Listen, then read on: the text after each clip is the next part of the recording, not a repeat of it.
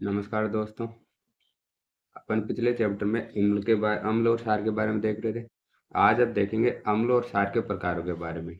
और आज पहला टॉपिक होगा अपना अम्ल के प्रकार। और अम्ल इनकी प्रबलता के आधार पर अम्ल को दो भागों में बांटा गया। एक होता है प्रबल अम्ल, स्ट्रॉन्ग एसिड, और एक होता है वीक एसिड मतलब दुर्बल अम्ल।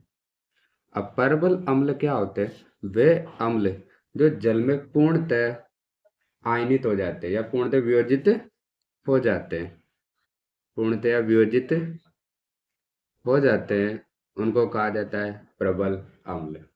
और वे अम्ल जो आंशिक रूप से आंशिक रूप से वियोजित होते हैं, उनको कहा जाता है दुर्बल अम्ल। अब प्रबल अम्ल के उदाहरण में अपन लिखेंगे, जैसे नाइट्रिक अम्ल, सल्फ्यूरिक अम्ल, हाइड्रोक्लोरिक अम्ल, hydrogen iodide, hydrogen bromide, perchloric अम्ल, इसके अलावा हाइड्रोजन साइनाइड।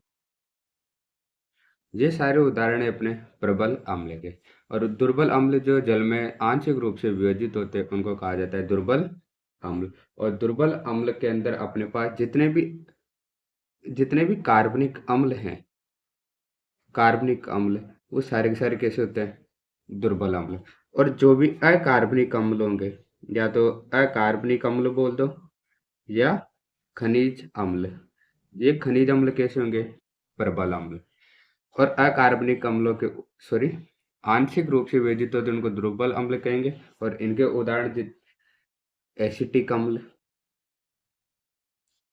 ब्यूटायरिक अम्ल, फॉर्मिक अम्ल, इसके अलावा मेलिक अम्ल, बेंजोइक अम्ल, ये सारे उदाहरण है अपने पास दुर्बल अम्ल के। अब प्रबल अम्ल का अगर जलीय विलयन में इनका पीएच होता है 0 से 3, ये तो है प्रबल अम्ल। और दुर्बल अम्ल का पीएच होता है 3 से लेके 6.99 तक। ये पीएच होगा दुर्बल अम्लों का। अब अम्लों के कुछ स्रोत हैं। अब अम्लों के स्रोत अपन देख चुके, या तो खनिज स्रोत होंगे, या फिर कौन से स्रोत होंगे?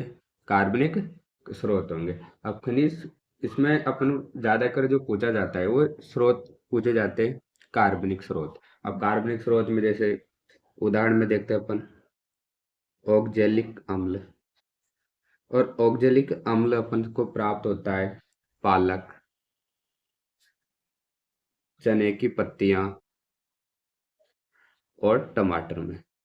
तो आपसे सीधा क्वेश्चन पूछा जा सकता है कि पालक, चने की पत्ती या टमाटर में कौन सा अम्ल मिलता है, तो कौन सा अम्ल होगा? ऑक्जेलिक अम्ल। इसके अलावा सिट्रिक अम्ल। और सिट्रिक अम्ल होता है संतरा, नींबू, आंवला। इनमें कौन सा मिलेगा आपको? सिट्रिक अम्ल। थर्ड है टार्टिक अम्ल। और टार्टिक अम्ल प्राप्त होता है इमली से। फोर्थ है मेलिक अम्ल। और मेलिक अम्ल है सेब से। फोर्थ उदाहरण है नेटल नेटल का डंक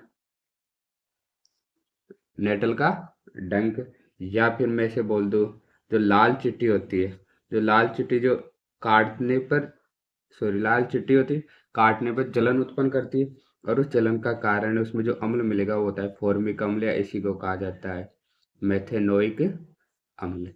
तो सीधा क्वेश्चन है, नेटल के डंक में या चींटी के डंक में कौन सा अम्ल मिलता है, तो कौन सा अम्ल होगा? फॉर्मिक अम्ल। और जैसे काटते हैं तो इसके कारण शरीर में जलन उत्पन्न होती है। नेक्स्ट उदाहरण है ब्यूटायरिक अम्ल। और ब्यूटायरिक अम्ल आपको प्राप्त होगा मक्खन से। इसके अलावा और भी है, जैसे लैक्टिक अम्ल। और लैक्टिक अम्ल आपको प्राप्त होगा ये दूध और दही से। वैसे एसिटिक अम्ल जिसको दूसरा नाम दिया जाता है, आईपीसी नाम है एथेनोइक अम्ल। और ये आपको प्राप्त होगा सिरका के अंदर। या फिर मैं ऐसे कह सकता हूँ कि एथेनोइक या एसिटिक अम्ल का 1% जलीय विलयनी क्या कहलाएगा आपका? सिरका, सिरका या विनेगर कहलाता है। खिला अब दूसरी चीज है कि अम्लों के उपयोग कहाँ कहाँ पे सहायक है। अम्लों के उपयोग, जिसमें पहले पढ़ते अपन H2SO4, जिसको कहा जाता है सल्फ्यूरिक सल्फ्यूरिक अम्ल। और सल्फ्यूरिक अम्ल का ज्यादातर उपयोग किया जाता है, या फिर इसका सर्वाधिक उपयोग होने के कारण इसको कहा जाता है रसायनों का राजा। रसायनों का राजा। तो आपसे सीधा सवाल तो यही है कि रसायनों का राजा किसे कहा जाता है? तो वह सल्फ्यूरिक अम्ल। इसके अलावा स्वचालित जितनी भी बैटरियां होती हैं, स्वचालित कारों की बैटरियों में, इसके अलावा लेड स्टोरेज बैटरियां आती है, लेड स्टोरेज बैटरियों में इनका उपयोग किया जाता है। इसके अलावा ये प्रबल ऑक्सीकार के रूप में कार्य करते हैं। ये कार्य करते हैं प्रबल ऑक्सीकारक के रूप में। इस कारण ये किसी भी पदार्थ का अगर आपको ऑक्सीकरण कराना हो तो उसके रूप में किसको काम, सल्फ्यूरिक अम्ल काम में ले लो, तो ये प्रबल ऑक्सीकारक के रूप में कार्य करेंगे और आगे वाले पदार्थों का ऑक्सीकरण कर देते हैं। जैसे उदाहरण ओलियम। ओलियम या इसी को कहा जाता है सोडियम सल्फ्यूरिक अम्ल, जिसका फॉर्मूला होता है H2S, H2S2O7, और इसको बनाया जाता है सल्फ्यूरिक अम्ल की क्रिया सल्फर ट्राइऑक्साइड से कराओगे तो आपको प्राप्त होगा सोडियम सल्फ्यूरिक अम्ल। और अगर आपके पास फॉर्मूला आ जाए H2SO5, तो इसको कहा जाता है फेरो अम्ल। इसको क्या नाम देंगे? फेरो अम्ल। अगर आपके पास H2SO3 आ जाए तो इसको कहा जाता है सल्फ्यूरस अम्ल। अगर H2SO4 आए तो सल्फ्यूरिक, अगर H2SO3 आए तो इसको कहा जाता है सल्फ्यूरस अम्ल। और सल्फ्यूरिक अम्ल है जो ये H2SO4 है, इसे इसको कहा जाता है गंधक का अम्ल। इसको क्या कहेंगे? गंधक का अम्ल। वैसे उपयोग में इतनी बातें बहुत है। जैसे दूसरा उदाहरण लेते हैं अपन HNO3, और इसको कहा जाता है नाइट्रिक अम्ल। इसको कौन सा हम नाम देंगे? नाइट्रिक अम्ल। और इसी का दूसरा नाम से जाना जाता है सोरे का अम्ल। दूसरा नाम क्या हो जाएगा इसका? सोरे का अम्ल। और सबसे ज्यादा इंपॉर्टेंट काम में आता है ये एक्वा रेजिया के निर्माण में।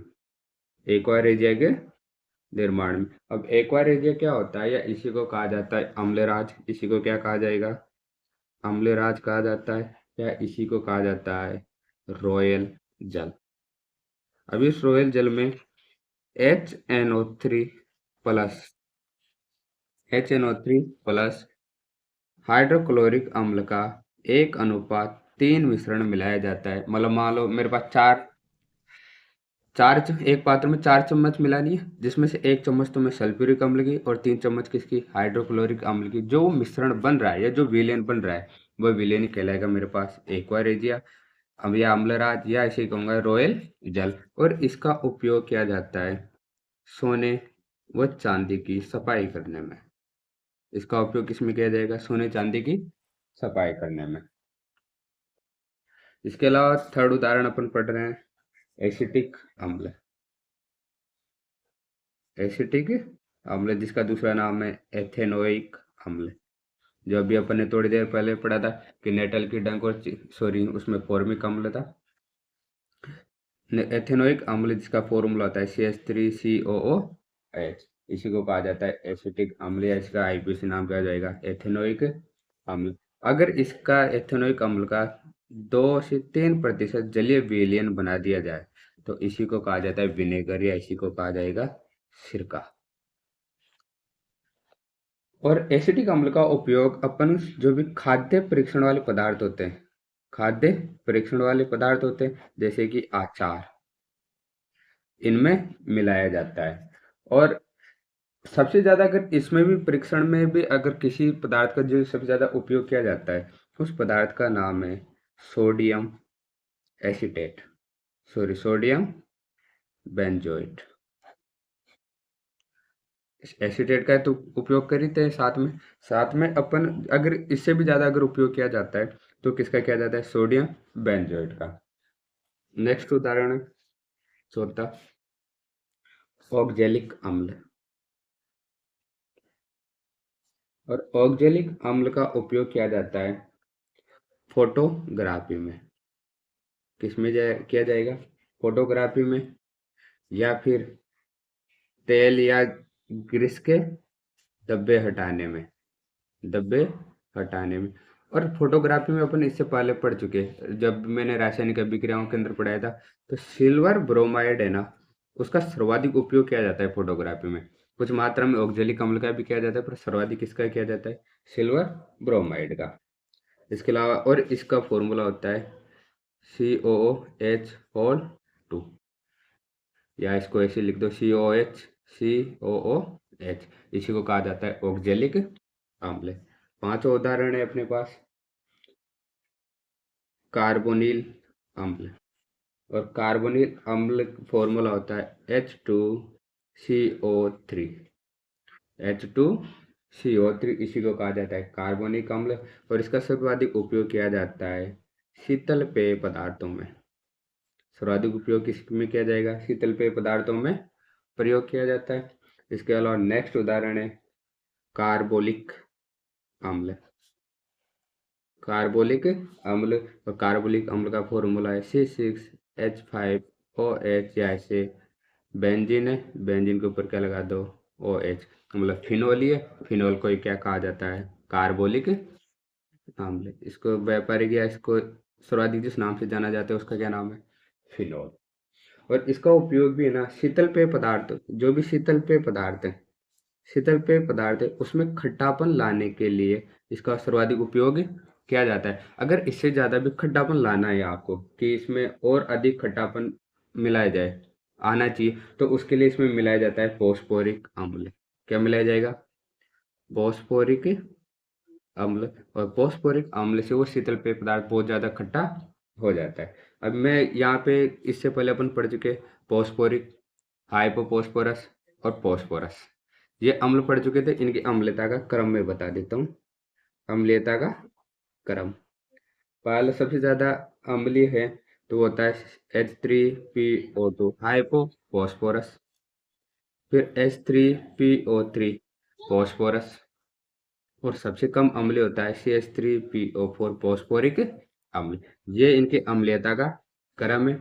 ये एक H प्लस आयन देता है, ये दो H प्लस आयन देता है, और ये तीन H प्लस आयन देता है। तो इनकी अम्लीयता का क्रम में सर्वाधिक अम्लीय कौन होगा, हाइपोफॉस्फोरस, और फिर उससे कम फॉस्फोरस, और सर्वाधिक अम्लीय कौन सा होगा, फॉस्फोरिक अम्ल।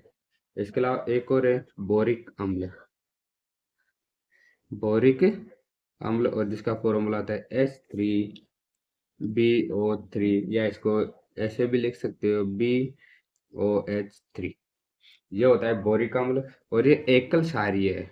ये कैसा है, एकल क्षारीय, मतलब ये एक ही H प्लस आयन देता है। इस कहानी से मोनोप्रोटिक एसिड भी कहा जाता है। और ये एक लुईस अम्ल है, ये अपन पहले ही पढ़ चुके हैं। ये कैसा अम्ल है, लुईस अम्ल है, क्योंकि H प्रोटॉन रिलीज कर रहा है, तो ये कैसा हो जाएगा, लुईस अम्ल।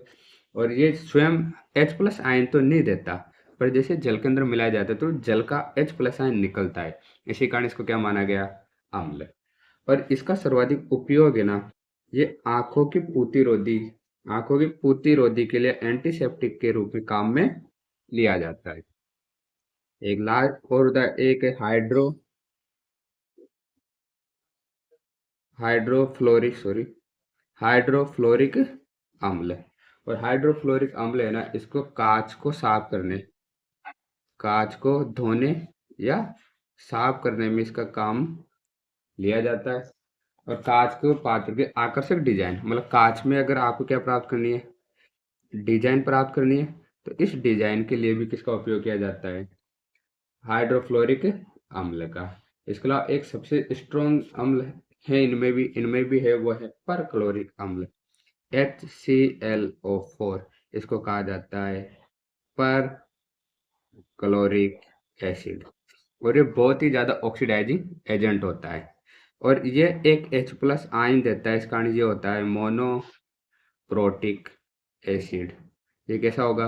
मोनोप्रोटिक एसिड होगा और ऑक्सीकारक एजेंट होता है। और इसका उपयोग है ना, बिना किसी स्ट्रॉन्ग एसिड का यूज लिए रासायनिक विश्लेषण में किया जाता है, रासायनिक विश्लेषण में। इसके अलावा रॉकेट ईंधन, जो रॉकेट ईंधन बनाया जाता है, उस रॉकेट ईंधन में जो साल्ट प्रयोग किया जाता है, पर क्लोरिक पर क्लोरेट साल्ट, उसके निर्माण में किसको काम में लिया जाएगा?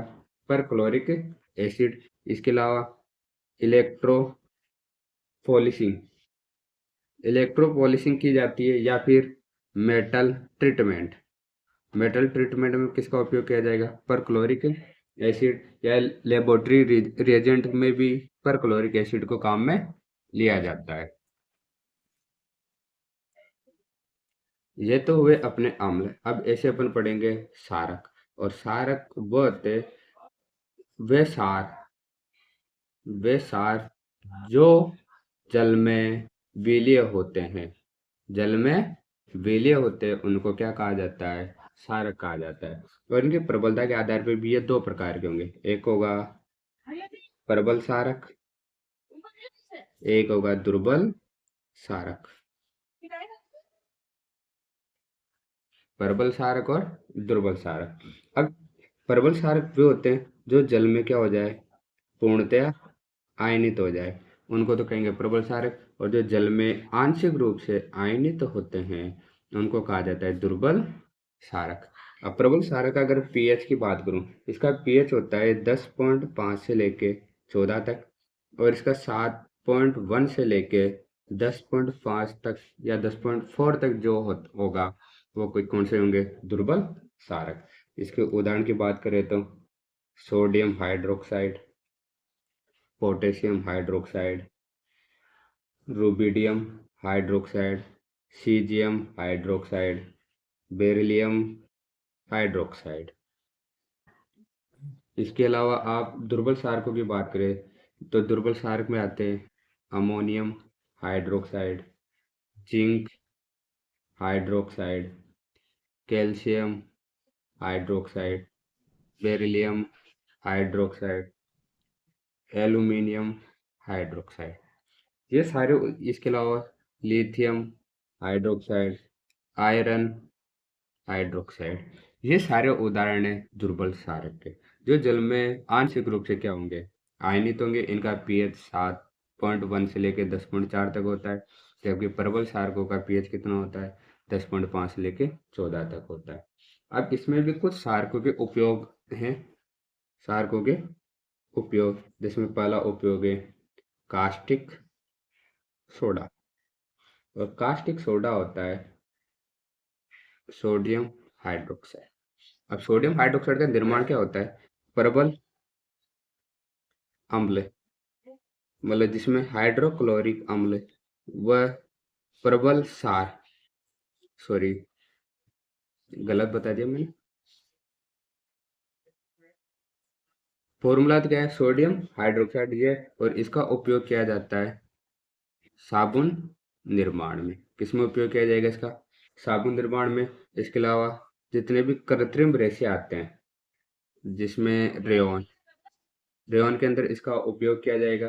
कागज की लुगदी, कागज की लुगदी बनाने में भी इसका उपयोग किया जाता है। अब इसको कास्टिक सोडा को बनाने का क्या है? जैसे सोडियम क्लोराइड का अगर मैं जलीय विलयन लूँ, और इस जलीय सोडियम क्लोराइड का जलीय विलयन में मैं अगर विद्युत धारा प्रवाहित कर देता हूँ, क्या प्रवाहित करूँ? विद्युत धारा। तो यहाँ से बनेगा sodium hydroxide, chlorine gas release होती है, और साथ में कौन सी गैस रिलीज होगी? Hydrogen gas. और एक क्लोरीन गैस तो रिलीज होती है एनोड पर, और हाइड्रोजन गैस रिलीज होती है कैथोड पर। और ये सोडियम हाइड्रोक्साइड जो विलयन बनता है, ये भी किस पे बनेगा?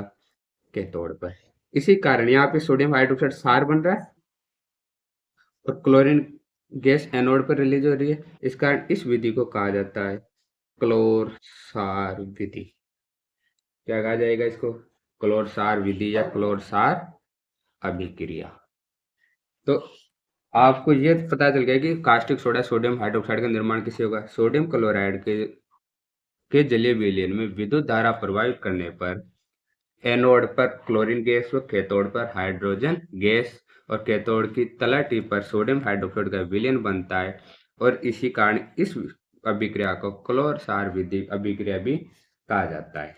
अब मैं एक काम कर सकता हूँ, यहाँ से जो हाइड्रोजन गैस रिलीज हो रही है ना, इस हाइड्रोजन गैस का उपयोग कई और काम में ले सकता हूँ। जैसे मान लो मेरे पास वनस्पति तेल था, वनस्पति तेल का मैंने हाइड्रोजनीकरण कराया, तो वो किस में कन्वर्ट हो जाएगा?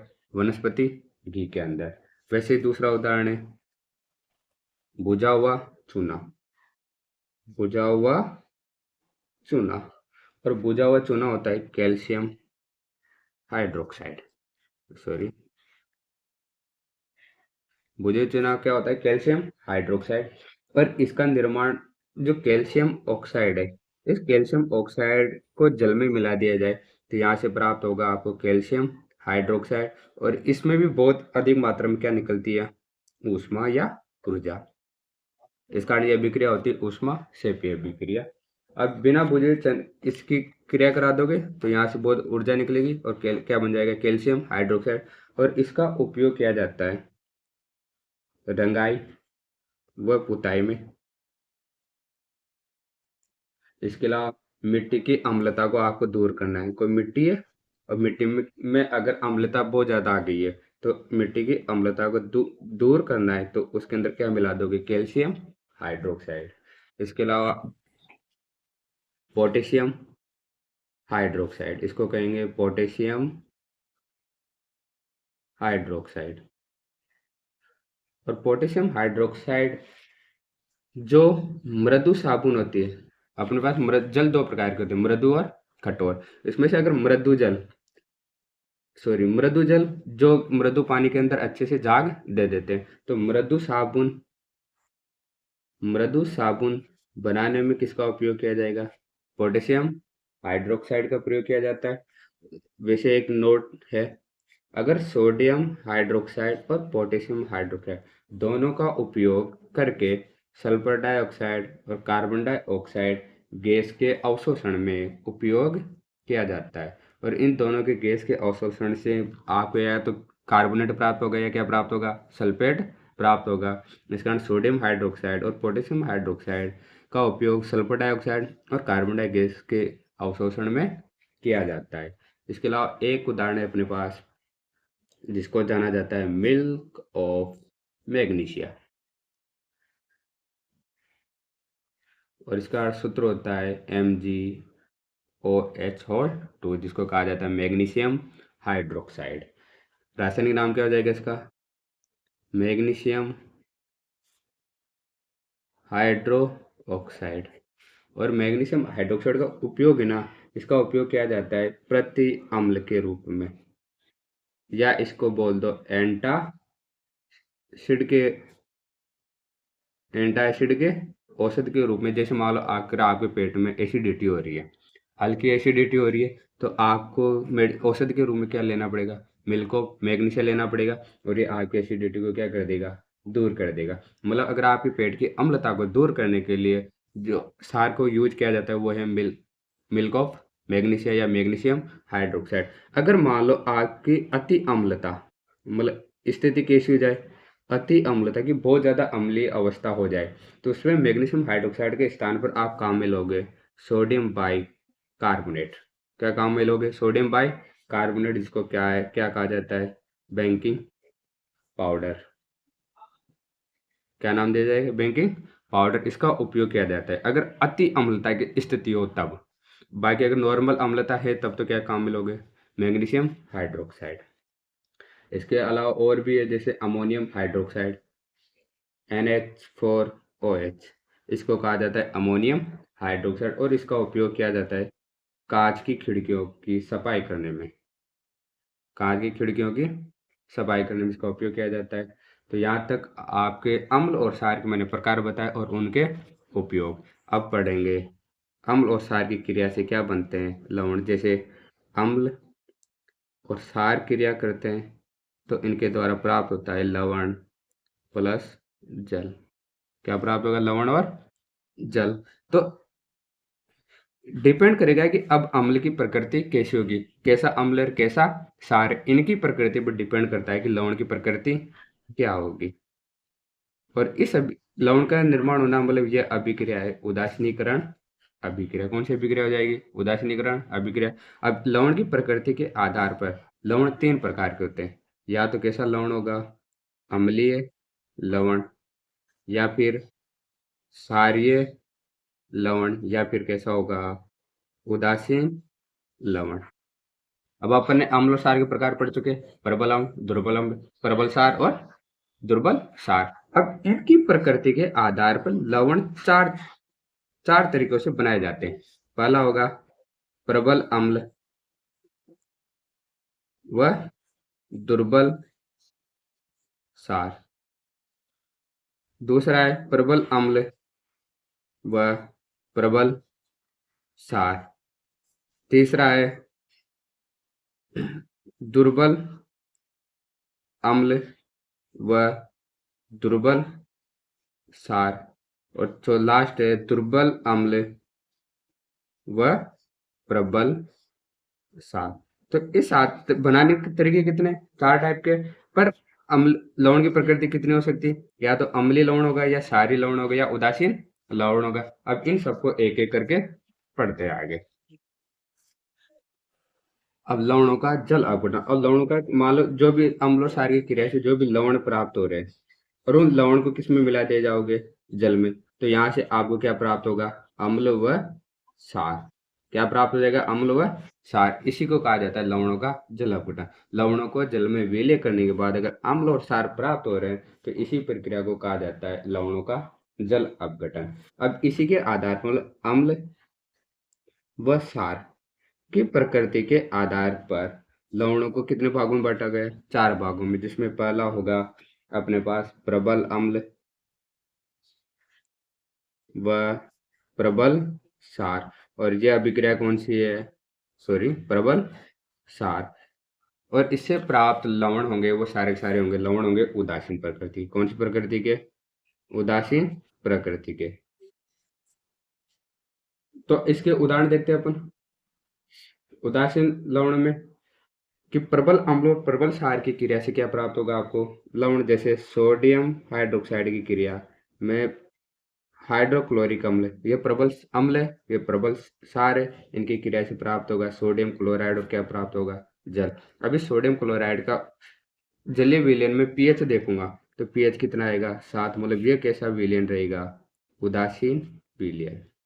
कैसा रहेगा उदासीन विलयन। और जिसके उदाहरण है जो प्रबल अम्ल और प्रबल क्षार से प्राप्त किए जाएंगे। जिसमें पहला तो sodium chloride, sodium nitrate, sodium chlorate, sodium sulphate, sodium bromide, sodium iodide, sodium cyanide. इसके अलावा potassium chloride, potassium nitrate, potassium chlorate, potassium sulphate, potassium bromide. वैसे ही barium bromide, barium iodide, barium nitrate. तो ये सारे के सारे उदाहरण है प्रबल अम्ल और प्रबल क्षार की क्रिया से बने लवण। और लवणों की विशेषता मैं ऑलरेडी बता देता हूँ आपको कि ये ठोस होते हैं। लवणों की विशेषता में क्या है ये कैसे होंगे आपके ठोस होते हैं। ये इनका गलनांक और क्वथनांक, गलनांक और क्वथनांक क्या होगा उच्च होता है। साथ में ये ठोस अवस्था में विद्युत का चालन नहीं करते हैं, पर ये जलीय विलयन में विद्युत धारा का क्या करेंगे चालन करेंगे, विद्युत धारा का चालन करते हैं। और इनके मध्य जो भी बंध बनेगा वो बंध होगा आपका आयनिक बंध। अब या तो इसे समझ लो जो आयनिक बंध के जो गुण होते हैं वो किनके होंगे लवण के गुण होंगे। और लवण में कौन सा बंध मिल रहा है आपको आयनिक बंध। आयनिक बंध वाले यौगिक ठोस अवस्था में विद्युत धारा का चालन नहीं करते परंतु जलीय विलयन में विद्युत धारा का चालन करते हैं। इनके गलनांक और क्वथनांक क्या होते हैं उच्च होते हैं। अब आयनिक बंध क्या होता है, जैसे इसमें जल मिलाया जाता है तो आयनिक बंध दुर्बल हो जाता है और उस जल के अंदर क्या हो जाते हैं, विलीय हो जाते हैं। इसी कारण विद्युत धारा का चालन भी करते हैं। अब ये जो भी हैं अपने प्रबल अम्ल और प्रबल क्षार से प्राप्त लवणों के बारे में पढ़ा। अब ये अम्ल, इन लवणों को अगर मैं जल में मिलाऊंगा, किसमें, मतलब इनका जल अपघटन करूंगा, तो ये 100% क्या हो जाएगा, आयनीकृत हो जाएगा। 100% क्या हो जाएगा, आयनीकृत हो जाएगा। और आयनीकृत होने के कारण इसमें जो H प्लस आयन की सांद्रता, H प्लस आयन की जो भी सांद्रता प्राप्त होगी, H प्लस आयन की सांद्रता और OH आयन की सांद्रता दोनों क्या होती है, बराबर होती है। इस कारण इसका pH कितना होता है, 7। pH कितना हो जाएगा, 7 हो जाएगा। और ये लवण कैसा रहेगा फिर, उदासीन। ये लवण कैसे रहेंगे, सारे के सारे उदासीन। पर इसके एक सबके लिए डाटा फिक्स नहीं है, पर मैं इसके लिए बता देता हूँ। अगर इसकी उदासीनीकरण, उदासीनीकरण जो ऊष्मा का मान होता है, वो ऊष्मा का मान होता है -13.7 किलो कैलोरी पर इक्विवेलेंट। कितना होगा, -13.7 किलो कैलोरी पर इक्विवेलेंट होता है उदासीनीकरण। अब ये प्रबल अम्ल है, प्रबल क्षारीय थे, तो इसके लिए ये मान डाटा क्या हो जाएगा, फिक्स होगा। अगर अम्लीय प्रकृति है तो उसके लिए कम हो सकता है या ज़्यादा हो सकता है, क्षारीय प्रकृति के लिए कम या ज़्यादा हो सकता है। पर उदासीन के लिए कितना रहेगा, -13.7 किलो कैलोरी पर इक्विवेलेंट। इसके अलावा नेक्स्ट है, अब अपना दूसरा है प्रबल अम्ल व दुर्बल क्षार के द्वारा, सॉरी दुर्बल क्षार।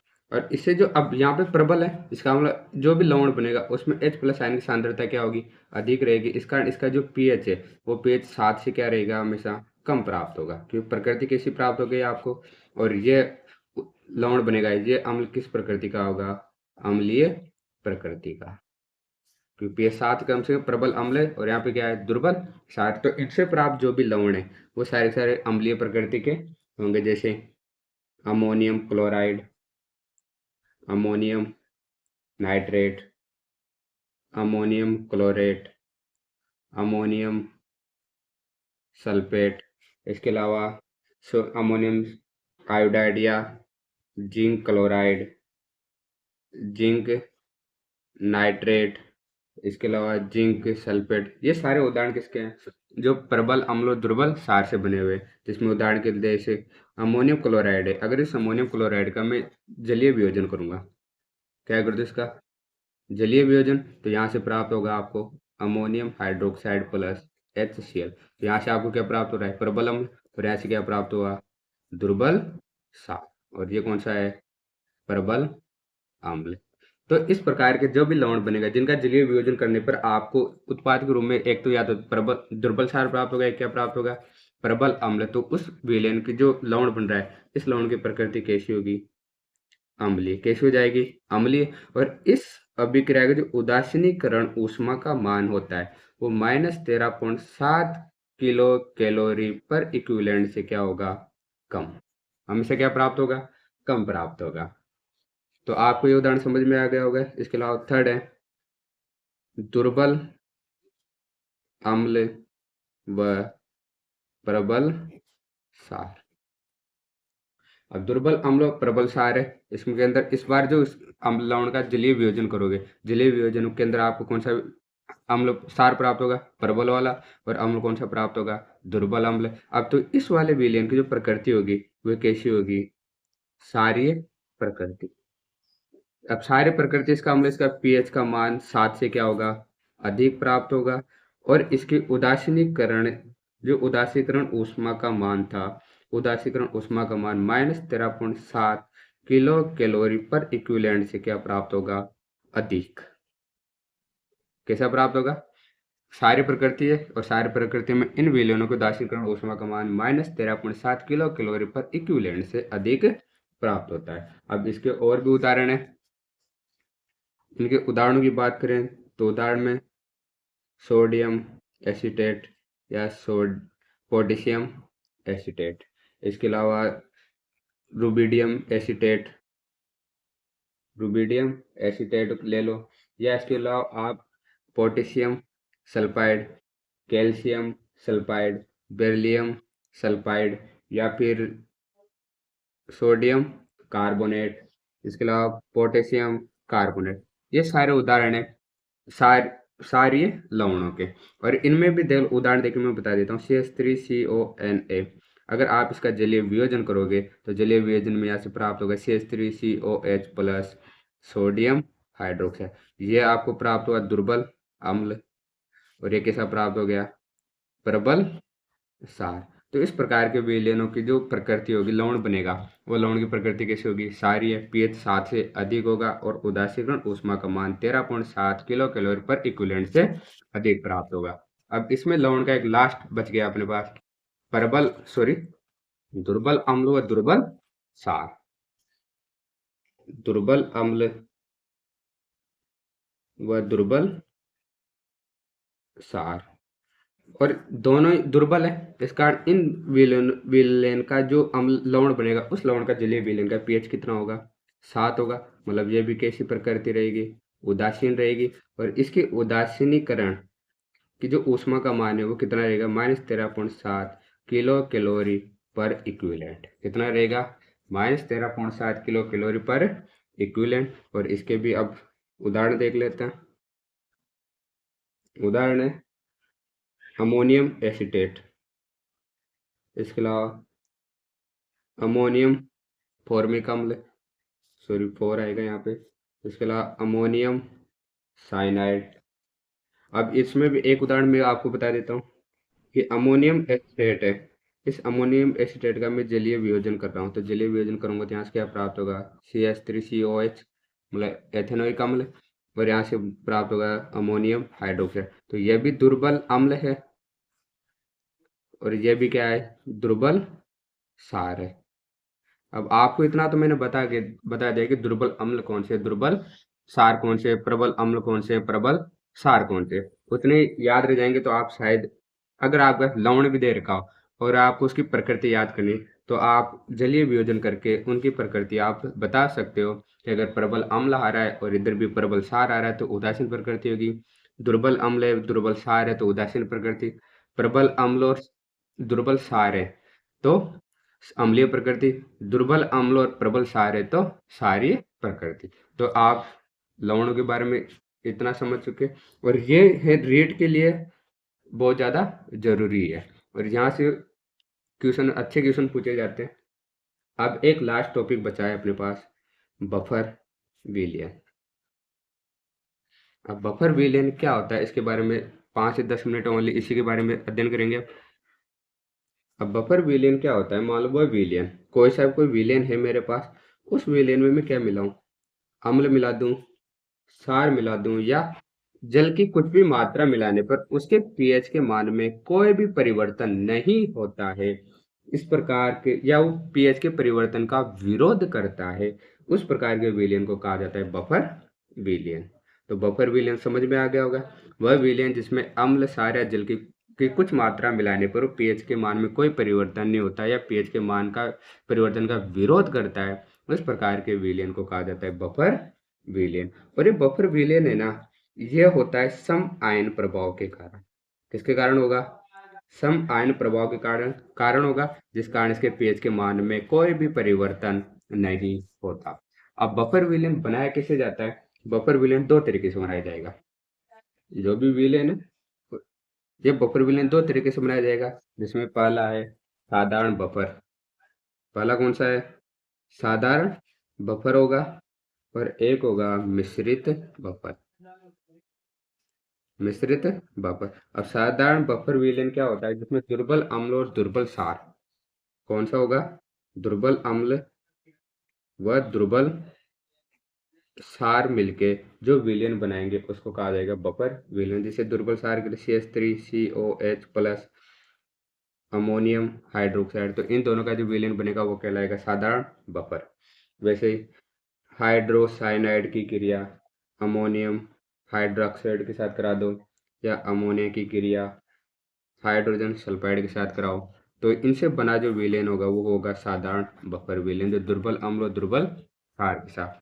मिश्रित बफर विलेन भी दो प्रकार से होता है। एक तो होता है अम्लीय बफर, एक होगा क्षारीय बफर। मूल्य में एक एक उदाहरण बताऊंगा, बाकी आप खुद भी बना सकते हो इनमें। अब बफर भी मिश्रित बफर है, मिश्रित बफर दो प्रकार के, अम्लीय बफर विलयन और क्षारीय बफर विलयन। अब इसमें क्या होगा, अम्लीय बफर विलयन में जो दुर्बल अम्ल है, इस दुर्बल अम्ल के अंदर दुर्बल अम्ल दुर्बल अम्ल का प्रबल क्षार के साथ लवण, मतलब ऐसे हैं कि मेरे पास कोई दुर्बल अम्ल होगा, इस दुर्बल अम्ल में जो अपन ने पहले विलेन बनाया, लवण बना रहा था, जिसमें दुर्बल अम्ल व प्रबल क्षार के साथ जो लवण बन रहा था, उस लवण को इसके साथ मिला दूंगा तो कौन सा विलेन बनेगा मेरे पास, अम्लीय बफर विलेन। जैसे उदाहरण के CH3COH, ये मेरे पास दुर्बल अम्ल हो गया। अब इसके अंदर मेरे पास दुर्बल अम्ल व प्रबल क्षार का जो लवण प्राप्त हो रहा है उसको क्या कर दूंगा, मिला दूंगा। जैसे मान लो CH3COONA, सोडियम एसीटेट, जो इसमें देखो अगर इसका जलीय वियोजन करूंगा तो CH3COH प्लस सोडियम हाइड्रोक्साइड प्राप्त होगा।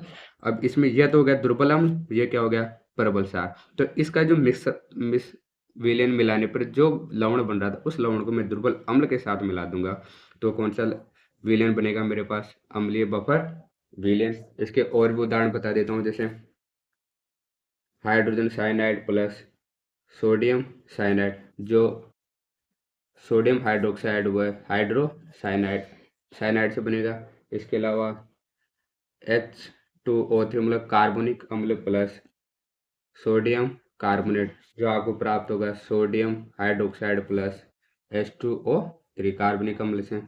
इसके अलावा H3BO2 प्लस Na2B4O7, जिसको कहा जाता है बोरेक्स, जिसको क्या कहेंगे, बोरेक्स। तो ये उदाहरण है अपने पास अम्लीय बफर विलेन का। वैसे हैं क्षारीय बफर विलेन। अब इसमें क्या होगा, जो दुर्बल अम्ल, सॉरी, दुर्बल क्षार है, इस दुर्बल क्षार के अंदर आपको दुर्बल क्षार का प्रबल अम्ल के साथ, सॉरी दोस्तों लाइट जाने की वजह से हो गया। तो क्षारीय बफर विलयन क्या होगा, जिसमें दुर्बल क्षार का प्रबल अम्ल मिला दूंगा तो क्या बन जाएगा आपके पास, क्षारीय बफर विलयन। जिसमें उदाहरण है अमोनियम हाइड्रोक्साइड के साथ अगर मैं अमोनियम क्लोराइड मिला दूंगा तो कौन सा, जिसमें देखो अमोनियम क्लोराइड है, वो अमोनियम हाइड्रोक्साइड प्लस हाइड्रोक्लोरिक अम्ल का क्या होगा, लवण होगा। वैसे अगर मैं अमोनियम हाइड्रोक्साइड के अंदर अमोनियम नाइट्रेट मिला दूंगा तो ये क्या हो जाएगा मेरे पास क्षारीय बफर विलेन, जिसमें ammonium hydroxide plus HNO3 nitric अम्ल, और नाइट्रिक अम्ल प्रबल होता है, यह दुर्बल क्षार होता है। इस प्रकार बने विलेन को कहलाएगा बफर, क्षारीय बफर विलेन। तो बफर विलेन समझ में आ गया, वह विलयन जिसमें अम्ल क्षार व जल की कुछ मात्रा मिलाने पर उसके पेज के मान में कोई परिवर्तन या पेज के मान का विरोध करता है, बफर विलयन कहलाता है। और ये पेज के मान का जो विरोध करेगा उस प्रभाव को कहा जाता है सम आयन प्रभाव। कौन सा प्रभाव कहेंगे, सम आयन प्रभाव। अब इसके अलावा एक छोटा सा टॉपिक है अपने पास लवण का, उसमें द्युक लवण किसे कहते हैं, द्युक लवण किसे कहते हैं। अब द्युक लवण क्या होता है, जिसमें दो साधारण लवण आपस में मिलके जो लवण का निर्माण करते हैं उसी को क्या कहूंगा मैं, द्युक लवण। और ये जल में पूर्णतया क्या होते हैं, वियोजित, पूर्णतया क्या हो जाएंगे, वियोजित। आप उदाहरण मतलब दो साधारण दो साधारण लवण कैसे होने चाहिए, वो भी लवण होने चाहिए, पर साधारण लवण होंगे, उनसे बने लवण जो नया लवण बन रहा है उसी को कहूंगा मैं द्वीप लवण, जो जल में पूर्णतः क्या हो जाते हैं, वियोजित हो जाते हैं। और इन लवणों के साथ है कि इनमें क्या मिलेंगे आपको, H2 मतलब क्रिस्टल जल के अणु प्राप्त होते हैं। तो इसके उदाहरण में जैसे आपको उदाहरण है फिटिकरी, फिटिकरी बोल दो या इसी को बोलते हैं पोटास एलम, फिटिकरी या पोटास एलम। ये क्या होता है, K2SO4 dot Al2SO4 whole 3 dot choice H2O। इसी को कहा जाता है फिटिक्रिया पोटाश एलम। अब इसमें पोटेशियम सल्फेट और एल्यूमिनियम सल्फेट दो साधारण लवण हो गए, और इसके साथ क्या मिल रहे हैं, जल के क्रिस्टलीय अणु। तो आपसे सीधा क्वेश्चन पूछा जा सकता है कि फिटिक्रिया पोटाश एलम में जल के कितने क्रिस्टलीय अणु होते हैं, तो कितने होते हैं, 24। और इसका उपयोग किया जाता है अपने पास अशुद्धियों अशुद्धियों के अवशोषण में। किन में क्या किया जाएगा, अशुद्धियों के अवशोषण में और रक्त के स्कंदन में। कहाँ पे काम में लिया जाएगा, एक तो अशुद्धियों के अवशोषण में, और कहाँ पे, रक्त स्कंदन में। इसके अलावा एक और उदाहरण है अपने पास, कार्नोलाइट। कार्नोलाइट, और कार्नोलाइट क्या होता है, NH4 मतलब ammonium sulphate dot iron sulphate 6H2। तो कार्नोलाइट में दो लवण, साधारण लवण, अमोनियम सल्फेट और आयरन सल्फेट, और इसमें 6 क्रिस्टलीय जल के अणु होते हैं, और इसका उपयोग अनुमापन में किया जाता है। इसका उपयोग किसमें किया जाएगा, अनुमापन में। अब इस सॉरी, मैंने ये उदाहरण गलत बता दिया। जो उदाहरण है अपने पास मोहर लवण का, उदाहरण किसका है ये, मोहर लवण, जिसको अमोनियम फेरस सल्फेट पर, और जल के कितने अणु होंगे, 6 क्रिस्टलीय जल के अणु होंगे, और इसका अनुपात किस में काम में लिया जाता है, इसको अनुमापन में। कार्नोलाइट, और कार्नोलाइट होता है potassium chloride magnesium chloride 6H2O, इसको कहा जाता है कार्नोलाइट। अब इसी से और मिलके बना होता है संकुल लवण। क्या मिलके बना होगा, संकुल। और इसमें क्या होगा, इसमें दो बंध मिलेंगे आप, एक तो मिलेगा उपसहसंयोजक बंध, और इसके साथ ही कौन सा बंध भी मिलेगा, आयनिक बंध। उपसहसंयोजक बंध होते हैं जिसमें कोई एक लिगेंड, जिसको लिगेंड कहा जाए, जो इलेक्ट्रॉन देते हैं, और इलेक्ट्रॉन देने, किसी केंद्रीय धातु को इलेक्ट्रॉन देगा, इस कारण के मध्य कौन सा बंध बनेगा, उपसहसंयोजक बंध। और उस संकुल और बाहर उपस्थित आयन मंडल के मध्य जो बंध बनता है वह कौन सा होगा, आयनिक बंध। और इस आयनिक बंध के कारण यह जल में तो क्या हो जाएगा, विलीय, और यह जल में अविलीय रहता है। जल में क्या रहेगा, अविलीय। इस कारण संकुल लवण होगा वह कभी भी जल में पूर्ण रूप से आयनित या वियोजित नहीं होता है। ओनली कौन सा पार्ट वियोजित होगा, आयनिक बंध वाला, उपसंयोजक बंध वाला जल में विलीय नहीं होता है। जैसे उदाहरण के तौर पे मैं बता देता हूँ, K4 iron cyanide hexa cyanide, ये संकुल है। अब इस संकुल में ओनली कितने आयन बनेंगे, ओनली मेरे पास 4 तो पोटेशियम के, और एक पूरा ये संकुल, जो पोटेशियम और संकुल के मध्य आयनिक बंध बना हुआ, और इन दोनों के मध्य कौन सा बंध है, उपसंयोजक बंध। और इनका अगर मैं टेस्ट भी करूंगा तो ये कोई परीक्षण नहीं देते, ये पूरा ऑल ओवर अपना एक परीक्षण देते हैं। तो यहाँ सिर्फ 4 तो पोटेशियम आयन बनेंगे, और एक किसका बनेगा, होल 6 -4। तो एक आयन इसका और 4 आयन इसके, तो टोटल कितने आयन बन रहे हैं, 5 आयन। तो इसी कारण ये जल में पूर्णतः वियोजित नहीं होते। इसके अलावा और भी उदाहरण, जैसे कॉपर टेट्रा सॉरी अमोनिया है, टेट्रा अमोनिया, और ऋणायन संकुल है, ये धनायन संकुल बन गया। यहाँ पे ये ऋणायन संकुल था, तो ये धनायन था, धनायन आयन मंडल था, इस कारण ये कौन सा संकुल बनेगा, ऋणायन संकुल। ये कौन सा है, धनायन संकुल है, जबकि ऋणायन मंडल बनेगा। वैसे निकल टेट्रा कोबाल्ट, और ये उदासीन लवण है, सॉरी उदासीन संकुल है, ये हो जाएगा धनायन संकुल, और ये कैसा हो जाएगा, ऋणायन संकुल। तो इस आधार पर भी आप संकुलों को 3 भागों में बांट सकते हो, ऋणायन संकुल, धनायन संकुल और उदासीन संकुल। अब ये पूरा चैप्टर चलता है 12th क्लास में। 12th क्लास में पूरा उपसंयोजक बंध वाला चैप्टर है। अपने रीड के लिए ओनली इतना ही पढ़ेंगे। धन्यवाद।